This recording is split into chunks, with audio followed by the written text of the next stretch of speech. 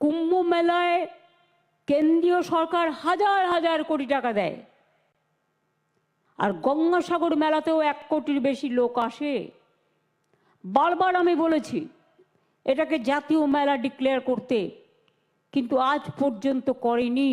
কুম্ভ মেলায় কেন্দ্রীয় সরকার হাজার হাজার কোটি টাকা দেয়, আর গঙ্গাসাগর মেলায় 1 কোটি বা তার বেশি লোক এলেও এত দিনে এই মেলাকে জাতীয় মেলা বলে ঘোষণা করেনি। গঙ্গাসাগরের অনুষ্ঠান থেকে এই অভিযোগ করে ফের কেন্দ্রীয় সরকারকে বেঁধেছেন মুখ্যমন্ত্রী মমতা বন্দ্যোপাধ্যায়। মুখ্যমন্ত্রীর কথায় কোটি কোটি টাকা পাওয়ার ফলে কুম্ভ মেলায় সাধারণ মানুষ সড়ক পথ হোক কিংবা আকাশ পথ সরাসরি গিয়ে নামতে পারে, কিন্তু গঙ্গাসাগরে যেতে গেলে এক একজনকে জল পার করতে হয়, এটা ভীষণ কষ্টকর।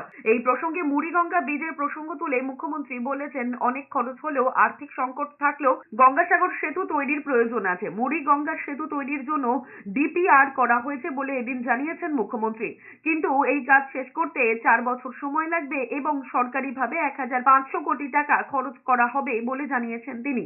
মুখ্যমন্ত্রীর কথায় এই সেতুর কাজ হয়ে গেলে তীর্থযাত্রী থেকে শুরু করে স্থানীয়দের সারা বছর সুবিধা হবে। এই সেতু 5 কিলোমিটার লম্বা এবং 4 লেনের হবে। এই সেতুর নাম হবে গঙ্গাসাগর সেতু বলে জানিয়েছেন মুখ্যমন্ত্রী। অনেক চেষ্টা করেছি যে এখানে একটা ব্রিজ হওয়া দরকার, যাতে মানুষ সরাসরি গাড়িতে চলে আসতে পারে। আসলে এতদিন কেউ এটা ভাবেনি। আর কেন্দ্রীয় সরকারের সাথে আমার কথা হয়েছিল একবার, কোনো একজন মিনিস্টার আমাকে কথা দিয়েছিল যে তারা সেতুটা করে দেবে বলে। আমি 3-4 বছর তাদের দিকে তাকিয়েছিলাম, কিন্তু তারা করেনি। মুড়িগঙ্গা ব্রিজের ওপরে গঙ্গাসাগর সেতু তৈরি করার প্রয়োজন আছে।